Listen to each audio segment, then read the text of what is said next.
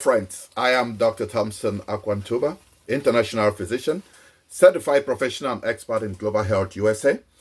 And I've been working in Medcom um, for the past couple of years and with experience in the past almost 16 months as a country support on COVID-19 preparedness and response for the USA, working with mayors of cities with emphasis in Houston, county leaders, state level, having traveled to almost all the 50 states in the USA.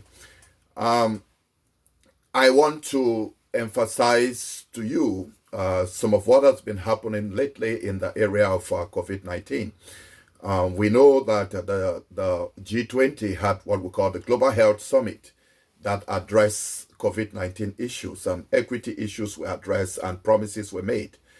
Then at the level of the G7, the presidential or leadership summit in the UK that was hosted by Prime Minister Boris Johnson, a lot of promises were also made. The issues of equity and the need to also help the low and middle income countries were discussed and addressed.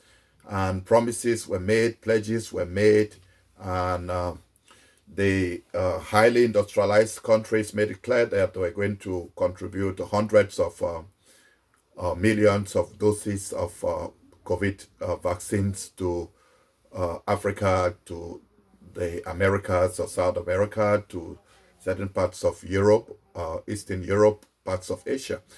That's good, but recently we are in touch after meetings with the director general, the director of the regional WHO body of Africa, that is Dr. Mweti. And what is coming out from Africa is not too good, because we know that it's just about 1% of all the vaccines which have gotten into people have occurred in Africa. And then there is also now the information of a third wave, a new surge. And this may pose problems vis-a-vis what they call vaccine travel passports, and the recommendation from certain countries that in order for people to be able to travel, they have to show proof of vaccination and or a negative COVID-19 test. And it said that it is unacceptable because they are citizens and residents of certain countries, like the low and middle income countries, who have not been able to get the vaccines. Not because some of these countries may not even have the money to buy, but the companies don't have the vaccines to sell. So most of the highly industrialized countries have bought the vaccines, and therefore there is the constant request and call for solidarity contribution in the form of donation from advanced countries. And America is one of those countries that is in the forefront of this, and the administration of President Biden and Vice President Kamala Harris are doing everything to make sure that they donate some of their vaccines, not excess vaccines, because no nation has any excess vaccine anyway.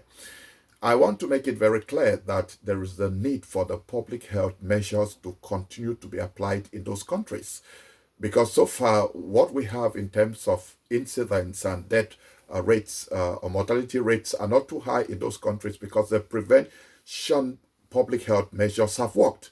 So if we keep applying those measures, then it will give us time, or we'll be able to buy time for vaccinations to take place. And as we have told you before, the co-chair of the ACT Accelerator, President Ramaphosa of South Africa, have announced that South Africa has a vaccination technology hub now for Africa in South Africa, and they are working with the advanced and industrialized countries to make sure that the companies can be able to allow technology to move so that Africa can begin productions of these vaccines in the region.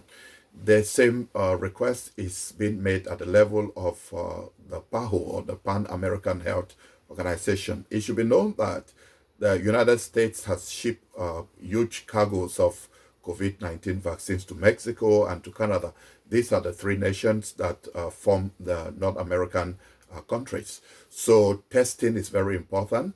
Sequencing for the different variants, especially in Africa, South America, and other places, is very important. The need for the different preventive measures to be put in place. But as I said, testing, contact tracing is important. It has not stopped. I know that people are feeling disappointed in the fact that maybe they are in their own population, they have just 1% of the total vaccination that has happened in the world. And they are healthcare workers, they are vulnerable groups, their frontline workers are not being vaccinated, and people are vaccinating children in their own countries. It should be known and noted that each time the leaders of these advanced countries are asked why that is happening, they are right to say that we are first there. We were elected, to cater for our people. And as it's been said in the meetings that we've been having with Dr. Tedros, the director of the World Health Organization, with the Geneva team, there is no excess vaccine in any country, but countries are actually encouraged to be able to contribute, and they are doing so.